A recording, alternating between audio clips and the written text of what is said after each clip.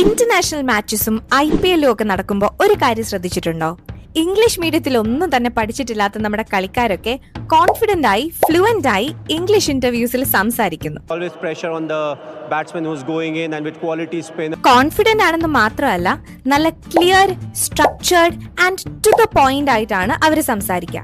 എന്നാൽ ഈ പ്ലേയേഴ്സിന്റെ ആദ്യകാലങ്ങളിലെ ഇന്റർവ്യൂസ് കണ്ടാല് അവര് ഭയങ്കരമായി സ്ട്രഗിൾ ചെയ്യുന്നതും ഉത്തരങ്ങൾ ഇങ്ങനെ തപ്പി പറയുന്നതും കാണാം. അപ്പോ അവരുടെ ഇംഗ്ലീഷ് സ്പീക്കിംഗിലെ ഈ അപ്ഗ്രേഡ് എങ്ങനെ സംഭവിച്ചു?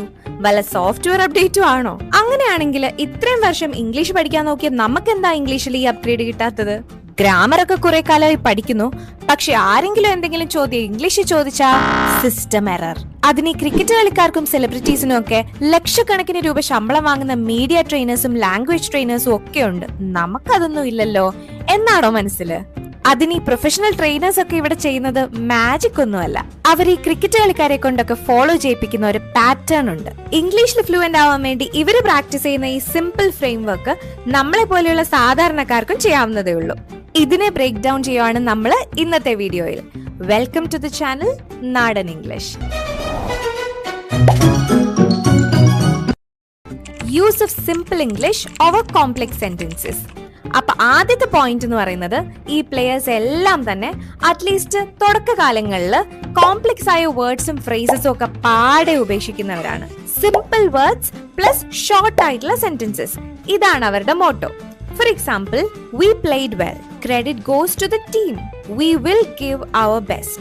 അത്രേ ഉള്ളൂ. ഇവിടെ ശശി തരൂർ ലെവൽ ഇംഗ്ലീഷ് ഒന്നും ആരും പ്രയോഗിക്കൂല്ല, കാണുന്നവരാരും അവരുടെ വായുന്നത് പ്രതീക്ഷിക്കുന്നുമില്ല. ജസ്റ്റ് പറയുന്ന കാര്യം കാഴ്ചക്കാരന് മനസ്സിലാകുന്ന സിമ്പിൾ ഇംഗ്ലീഷ് മാത്രം. Point number 2, instant and straight answers. എന്ത് ചോദ്യം ആയിക്കോട്ടെ, അതിനെപ്പറ്റി 5-10 സെക്കൻഡോ എടുത്ത് ഈ കളിക്കാർ ആലോചിക്കുന്നത് നിങ്ങൾ ഒരിക്കലും കാണില്ല. ചോദ്യം കേട്ട ഉടനെ തന്നെ അവർ ഉത്തരങ്ങൾ പറയാനും തുടങ്ങും. ഈ ഉത്തരങ്ങളിൽ അവർ ഫോളോ ചെയ്യുന്ന ഒരു പാറ്റേൺ ഉണ്ട്. ഏത് ചോദ്യമായാലും അതിന്റെ സ്ട്രെയിറ്റ് ആയിട്ടുള്ള ഉത്തരം അവർ ആദ്യത്തെ സെന്റൻസിൽ തന്നെ പറയും. കാഴ്ചക്കാർക്ക് ഒരിക്കലും ഉത്തരത്തിലെ പ്രധാനപ്പെട്ട പോയിന്റ് കാത്തിരിക്കേണ്ട ആവശ്യമില്ല. ഫോർ എക്സാമ്പിൾ, കളിച്ച ഗെയിമിനെ പറ്റിയുള്ള ഒരു ചോദ്യത്തിന് yes it was A tough game. അതേപോലെ പിച്ചിനെ പറ്റിയുള്ള ഒരു ചോദ്യത്തിന് the pitch was slow but we adapted well. കണ്ടില്ലേ? ആദ്യം സ്ട്രെയിറ്റ് ആൻസർ, പിന്നീട് മാത്രം അതിന്റെ details. Point number 3, situational learning. Cricket കളിക്കാരും ഇംഗ്ലീഷ് ടെക്സ്റ്റ് ബുക്കിൽ നിന്നല്ല ഇംഗ്ലീഷ് പഠിക്കുന്നത്, മറിച്ച് അവരുടെ ക്രിക്കറ്റ് ജീവിതത്തിന്റെ ഉള്ളിൽ നിന്നുകൊണ്ടാണ്. കളിക്കാരെല്ലാം തന്നെ ടീം മീറ്റിംഗ്സിലും ഡ്രസ്സിംഗ് റൂം സംസാരത്തിലും മാച്ച് ഡിസ്കഷൻസിനിടയിലും എല്ലാം ഇംഗ്ലീഷുമായിട്ട് നിരന്തരം എക്സ്പോസ് ചെയ്യപ്പെടുന്നുണ്ട്. പലപ്പോഴും വിദേശത്തെ മാച്ചുകളുടെ സമയത്തോ IPL മാച്ചസിന്റെ സമയത്തോ ഒക്കെ ഇവര് ഫോറിൻ പ്ലേയേഴ്സും കോച്ചസും ഒക്കെ ആയിട്ട് ഇംഗ്ലീഷിൽ തന്നെ കമ്മ്യൂണിക്കേറ്റ് ചെയ്യേണ്ട ആവശ്യവും വരുന്നു. പോരാത്തതിന് നിരന്തരമായി ക്രിക്കറ്റിനെ ചുറ്റിപ്പറ്റി ജീവിക്കുന്ന ഇവർക്ക് ക്രിക്കറ്റുമായി ബന്ധപ്പെട്ടുള്ള വേർഡ്സും ഫ്രേസസും ഒക്കെ പലവട്ടം കേട്ട് നല്ല പരിചയമായിട്ടുണ്ടാകും. അതുകൊണ്ട് ക്രിക്കറ്റുമായി ബന്ധപ്പെട്ട ഒരു കാര്യത്തെപ്പറ്റി സംസാരിക്കാൻ അവർക്ക് വാക്കുകൾ തപ്പിപ്പോകേണ്ട ആവശ്യം വരില്ല. അത്ര സ്ട്രോങ് ആയിരിക്കും അവരുടെ ക്രിക്കറ്റ് വൊക്കാബുലറി. ഇനി ഇതിനോട് ചേർത്ത് പറയേണ്ട ഒരു പോയിന്റ് ആണ് അടുത്തത്. Number 4, the magic of repetition. Cricket കളിക്കാരുടെ മറുപടികൾ ശ്രദ്ധിച്ചാല് അവര് ബേസിക്കലി ഒരേ ഫ്രേസുകൾ തന്നെയാണ് വീണ്ടും വീണ്ടും ഉപയോഗിക്കുന്നതെന്ന് കാണാം.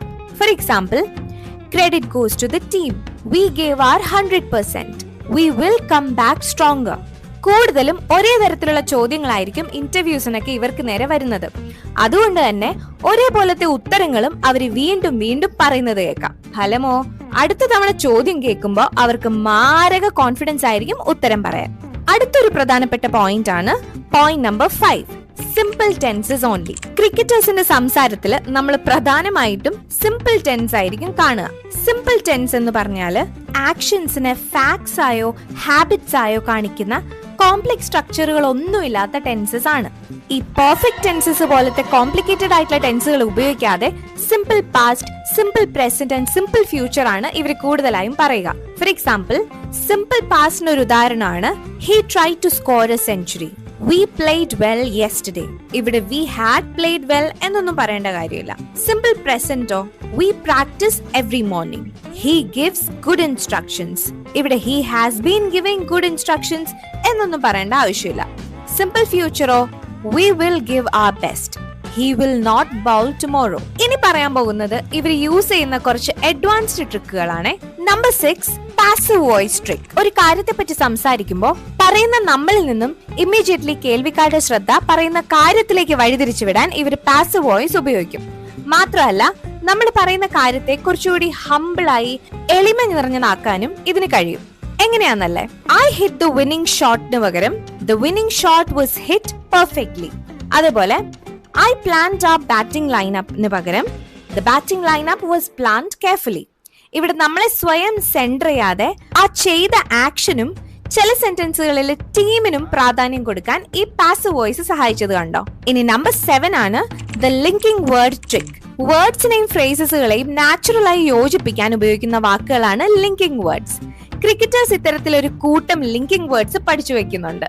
ആശയങ്ങളെയും ചിന്തകളെയും നല്ലവണ്ണം കണക്ട് ചെയ്യാൻ അവരെ ഇത് സഹായിക്കുന്നുമുണ്ട്. For example, words like moreover, despite, although, nevertheless, on top of that. ഇതിൽ പോസിറ്റീവ് കണക്ഷൻസ് ആയിട്ട് moreover, on top of that, in addition to, furthermore ഇതൊക്കെയാണ്. നെഗറ്റീവ് കണക്ഷൻസിനോ അല്ലെങ്കിൽ വൈരുദ്ധ്യമുള്ള ആശയങ്ങൾ കാണിക്കാനോ however, on the other hand, yet, nevertheless എന്നൊക്കെ ഉപയോഗിക്കും.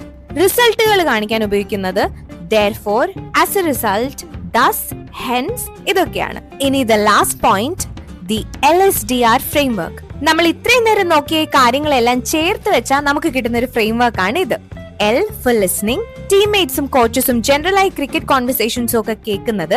S for speaking, നിരന്തരമായി foreign പ്ലേയേഴ്സിനോടും ഇന്റർവ്യൂകളിലും ഒക്കെ സംസാരിക്കുന്നത്. D for debugging, പറയുന്നതിൽ നമ്മൾ തെറ്റുകൾ വരുത്തുമ്പോൾ ചുറ്റുമുള്ളവരിൽ നിന്നും അത് മനസ്സിലാക്കി കറക്റ്റ് ചെയ്യുന്നത്. R for repetition, ഒരേ ഫ്രേസസും വേർഡ്സും വീണ്ടും വീണ്ടും ഉപയോഗിക്കുന്നത്.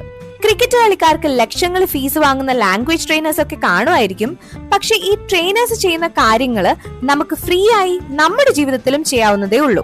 അപ്പൊ സിമ്പിൾ ഇംഗ്ലീഷ് പറഞ്ഞു തുടങ്ങി ഇംഗ്ലീഷിനെ നമ്മുടെ നിത്യജീവിതത്തിന്റെ ഭാഗമാക്കി വീണ്ടും വീണ്ടും ആവർത്തിച്ച് നമുക്കും ഇംഗ്ലീഷിൽ ഫ്ലുവന്റ് ആകാവുന്നതേ ഉള്ളൂ. പെർഫെക്റ്റ് ഇംഗ്ലീഷ് അല്ല നമുക്ക് വേണ്ടത്, ബട്ട് കോൺഫിഡന്റ് ആയി പറയാവുന്ന സിമ്പിൾ ഇംഗ്ലീഷ് ആണ്. ആൻഡ് ട്രസ്റ്റ് മീ, ഒരിക്കൽ നിങ്ങളുടെ ഇംഗ്ലീഷ് നിങ്ങളുടെ ചിന്തകൾ പോലെ തന്നെ നാച്ചുറലായി വരുന്ന ഒന്നായി തീരും. വിദേശത്തൊന്നും പോവാതെ തന്നെ ഇംഗ്ലീഷിനെ നമ്മുടെ നിത്യജീവിതത്തിന്റെ ഭാഗമാക്കുന്നതിനെ പറ്റി ഞാൻ ചെയ്ത വീഡിയോ ഇവിടെ കൊടുക്കുന്നുണ്ട്.